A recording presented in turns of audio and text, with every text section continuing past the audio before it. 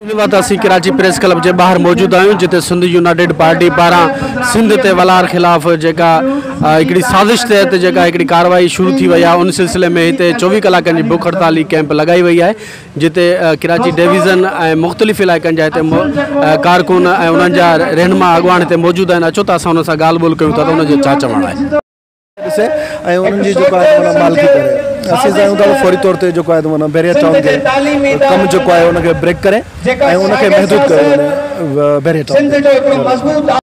न इन हुकुमरान खे इहो अख़्तियार ॾींदासीं त भई कराची मां सिंधी माण्हू खे तव्हां बेदख़ल करण जी कोशिशि कयो। सिंधी माण्हू जो तहफ़ुज़ कंदासीं, सिंध जे हक़नि जी ॻाल्हि कंदासीं, सिंध जे ॿनियुनि जो तहफ़ुज़ कंदासीं ऐं मलक रियाज़ समेत जेके बि ताक़तवर बिल्डर आहिनि उन्हनि जो जेसिताईं कब्ज़ो ख़तमु नथो थिए हीअ असांजी जदोजहद जारी रखंदी। असां बैरियर टाउन जे माण्हू खे बि गुज़ारिश था कयूं त ख़ुदा न तव्हां हिन क़ौम सां जुड़ो, हिन सिंध एक्शन कमेटी सां जुड़ो ऐं डिसंबर में हिकु दफ़ो ॿीहर हिन बैरियर टाउन जे ख़िलाफ़ सिंधी माण्हू कराची में ईंदा तमाम ताकतवर रिकॉर्ड कराएगा।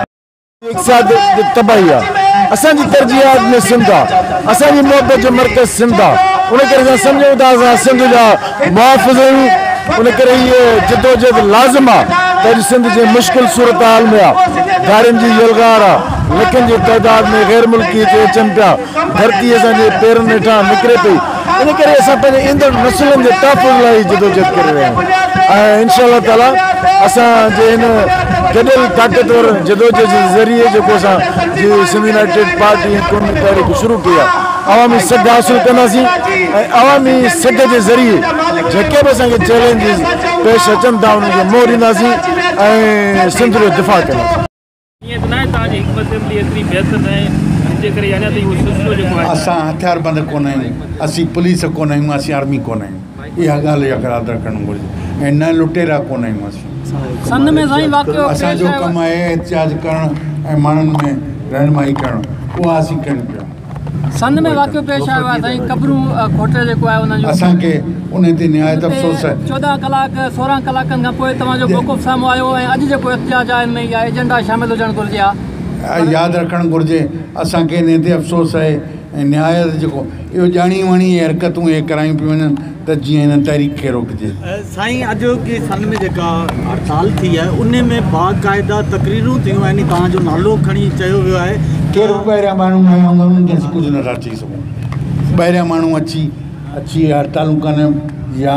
उते तकरीरूं कनि त उते भले चवनि।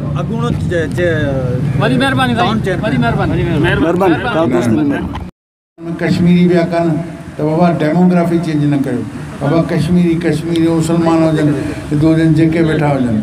उन्हनि खे डेमोग्राफी चेंज न कयो। हींअर ई सिंध में डेमोग्राफी चेंज पिया कनि। हींअर जेका अफ़गानिस्तान जी आबादी आहे उन्हनि खे इनकरेज पिया कनि त उहे अचनि हिते रही अचनि ऐं हिते डेमोग्राफी चेंज कनि। असां डेमोग्राफी चेंज करण जे ख़िलाफ़ आहियूं ऐं इंशाअल्लाह ताला बैरियर टाउन वारो मामलो हले पियो सिंध जे वसीलनि ते जेको प्रोजेक्ट वफ़ाक़ी जारी आहे त कोस्टल ज़ोन जे पर इहो कोस्टल बेल्ट खे लुटमार जे अंदाज़ सां जंहिं नमूने सां कराची ठट्टो ऐं बदीन खे लुटीनि पिया या कोस्टल बेल्ट जे नाले में वधीक नुक़सानु कंदो। हिन मां फ़ाइदो घटि हिन खां नुक़सानु करिणो आहे। सिंध दुश्मन मनसूबनि में जेको आहे त सिंध एक्शन कमेटी गॾु कमु करे पई पर हिन वक़्तु सिर्फ़ु सिंध यूनाइटेड पार्टी असांखे नज़र अचे थी। उहा बि आहे उहे बि आहिनि पर हीअं जो असांजी पार्टीअ कयो आहे असां हिन डिस्करेज त कोन कंदा आहियूं, इहो ई कमु कंदा आहियूं। शाह साहब तव्हांजी तहरीक बि जारी आहे।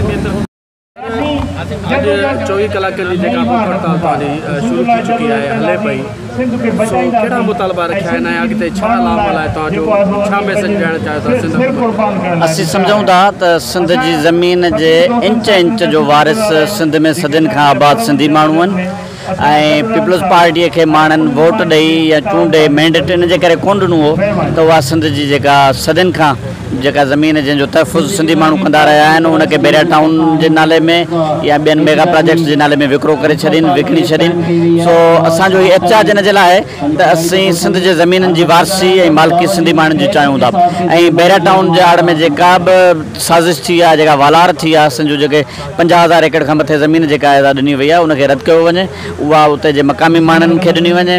ऐं बैरिया टाउन जे ख़िलाफ़ु जेको एहतिजाज थियो 6 जून वारो उहो प्री प्लान पीपल्स पार्टी उनजे वाठनि उनजे छातनि उन मैनेज करे जेको आहे उन में जेको आहे भंजा कराई ऐं तशद्दुद जा वाक़िया कराया उनजे आड़ में वरी क़ौमी क़यादत जे मथां एफ.आई.आर दाख़िल थियूं ज़ैनशाह जेल में आहे ॿी क़यादत जेल में आहे असीं चऊं था त उन्हनि तां कूड़ा केस ख़तमु कया वञनि ऐं असीं तेसि ताईं पंहिंजी जदोजहद जारी रखंदासीं जेसि ताईं सिंध जे वसीलनि जी वारसी मालिकी ऐं हक़ हुकुमरानी पंहिंजे हथनि में नथा वठनि। मैं चेता ॾियणु चाहियां त सिंध सुजाग थी चुकी आहे तव्हांजा सभु उर्बा नाकाम थींदा 6 जून ते सिंध पंहिंजो फ़ैसिलो ॾेई चुकी आहे तव्हां कहिड़ा बि जेको कुदा कमु कयो सिंध जो माण्हू तव्हांजे कुदनि कमनि खे सम्झी वियो आहे उहो क़बूल न कंदो असां सिर्फ़ु इहो था चऊं त जेके असां जेका जदोजहद कंदा उहा सिंध जे माण्हुनि खे हौसले ॾियण लाइ था कयूं ज़ैन शाह कूड़े केस में जेल में वेठो आहे ऐं असांजे अॻुवाननि ते सिंध क़ौमी पंहिंजो सिंध नेशनल कमेटी जे अॻुवाननि ते कूड़ा केस आहिनि असीं चऊं था त इहे असांजी जदोजहद खे रोके नथा सघनि असां सिंध जी मिल्कियत जी वारसी ज़मीन जी वारसी पाणी जी वारसी पंहिंजो खुदमुख्तार जी वारसी असां उन जी कंदासीं असां को रोके न सघे इहो असांजी कोशिशि आहे इहो असांजी जदोजहद आहे जेका जारी आहे ऐं हिन सिलसिले में असांजो मर्कज़ी फ़ैसिलो आहे असां जेको असां हिते वेठा आहियूं असांजो मर्कज़ी फ़ैसिलो आहे इहो पहिरीं इब्तिदा आहे डिवीज़नल हेडक्वार्टर में एस यू पी तरफ़ां हीअ 24 कलाकनि जी बुख हड़ताल आहे अॻे मरहलो जेको आहे उहो असांजो ॿी डिवीज़न में हूंदो ऐं मां सम्झां थो त इहो सिलसिलो असांजो हलंदो उन खां पोइ अॻिते जेको असांजो लाइमल हो उहो मर्कज़ी जेके फ़ैसिला थींदा उन मुताबिक़ थींदो पर इहा जदोजहद जारी रहंदी। यूनाइटेड पार्टी पारां कराची प्रेस क्लब वारो जेको आहे 24 कलाकनि जी जेको आहे बुख हड़ताल कई पई वञे जिन जो जेको आहे माना 2-2.5 कलाक बाक़ी बचा आहिनि असांजो सिर्फ़ु हिकिड़ो ई मक़सदु आहे त ख़ासि तौर ते मेगा प्रोजेक्ट्स जे हवाले सां उन्हनि जी जेको आहे त माना मेगा सिटी शहर अॾण जे हवाले सां त उते जेको आहे त माना ठाहे करे धारनि खे आबाद करे सिंधियुनि खे जेको आहे त माना अक़लियत में तब्दील कयो पियो वञे जंहिं बि मेगा प्रोजेक्ट जंहिं बि जेको आहे त माना सिटी खां अगरि जेकॾहिं शहरी जेको आहे त माना जेके उतां जा वारसा आहिनि जेके धरती धणी आहिनि उहे जेकॾहिं अक़लियत में तब्दील थियनि था सम्झूं था त माना अहिड़ो शहर असांखे नथो खपे बैरिया टाउन असांखे नथो खपे DH असांखे नथो खपे असां चाहियूं था त फौरी तौर ते जेको आहे त माना धरती जेके ज़मीन आहे ख़ासि तौर ते सिंध जी ज़मीन तां वलार ख़तमु कई वञे ऐं हीअ जेके ॻोठ आहिनि जेके ख़ासि तौर ते बैरिया टाउन जे अंदरि जेके आहिनि उन्हनि खे जेको आहे त माना सिक्योरिटी ॾिनी वञे ऐं बैरिया टाउन जी जेका वधीक वलार आहे उनखे फौरी तौर ते बंदि करे ऐं हीअ जेका जेके हुन फ्लैटूं बिल्डिंगूं बंगला जेके ठाहिया आहिनि उनखे 7 फार्म ई कोन्हे को इनलीगल ठहियल आहिनि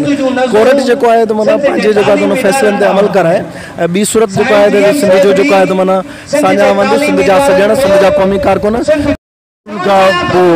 जेके असां बैरिया मेगा प्रोजेक्ट जे ज़रिए सिंध जी ज़मीनुनि जे दिफ़ा जी तहरीक शुरू कई आहे उहा जारी आहे हिकु तरफ़ सिंध एक्शन कमेटी अवामी राब्ता मुहिम जो सिलसिलो जारी आहे जेको 10 अक्टूबर खां असां नौशहरो खैरपुर सखर घोटकी उन खां पोइ आख़िरी असांजो 3 तारीख़ सखर में जलसो थींदो ॿिए तरफ़ असां सिंध यूनाइटेड पार्टी तरफ़ां बुख हड़ताली कैंपुनि जो सिलसिलो शुरू कयो आहे कल्ह खां असां हिते बुख हड़ताल ते वेठा आहियूं अॼु असांजो 24 कलाक पूरा थींदा उन खां पोइ वरी असां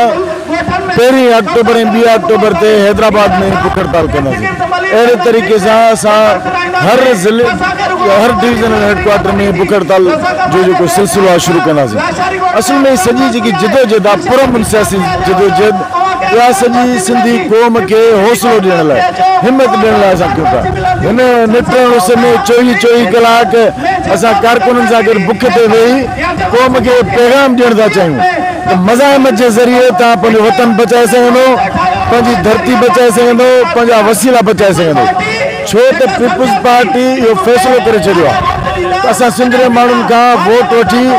इक़्तिदार हासिल करे सिंध जा समूरा वसीला तीनवाल कंदासीं हुननि जे तरजीहात में सिंध न आहे हुननि जी तरजीह मेहरबानी जो असांजो आवाज़ तव्हां माण्हुनि ते पहुचायो था असल में ही 24 कलाकनि जी जेका बुख हड़ताली कैंप आहे इहा सिंध यूनाइटेड पार्टी तरफ़ां आहे मां सम्झां थो त सिंध एक्शन कमेटी प्लेटफॉर्म तां जेका सिंध जे ज़मीन ते कब्ज़े जे ख़िलाफ़ जदोजहद जा बुनियाद रखिया आहिनि ही उन तसलसल जी कड़ी भी है। सिंध यूनाइटेड पार्टी समझे थी तो गुजरल केतरे वक्त का सिंध के ज़मीन ते कब्जो थे पियो ऐं मुख़्तलिफ़ वक्तन ते मुख़्तलिफ़ तरीक़न ता मुख़्तलिफ़ माण्हुनि खे इन रियासत इस्तेमाल कयो आहे। तव्हांखे यादि हूंदो त मुशरफ जे दौर में माना जॾहिं परवेज़ आमिर मुशरफ हुयो उन्हनि सिंधी ॻोठनि खे ड्राहे पट कयो ऐं हज़ारनि जे तादाद में सियासी कारकुन ते कूड़ा केस ॾिया उनखे गिरफ़्तार कयूं। पर तव्हांखे यादि हूंदो त उन टाइम बि इन्हनि क़ौमी कारकुननि उन सियासी कारकुननि मज़ाहमत कई ऐं पंहिंजे माण्हुनि जे घरनि खे तहफ़ ॾियण जी कोशिशि कई, सिंधी माण्हुनि खे तहफ़ ॾियण जी कोशिशि कई। पर अफ़सोस त हाणे उहे साॻा तरीक़ा इस्तेमालु पिया कनि। हाणे उहो तरीक़ो इस्तेमालु जेको आहे उहो वेठा आहिनि बेखौफ़ तव्हांजे इन्हनि खां। ऐं अगरि तव्हां इहे पंहिंजा केस वापसि न वठंदव या कब्ज़ा खोरी वापसि न कंदव असांजो जदोजहद जारी रहंदो, असीं जदोजहद कंदा रहंदासीं। नाज़रीन हिन वक़्तु असीं कराची प्रेस क्लब जे ॿाहिरि मौजूदु आहियूं जिते सिंध यूनाइटेड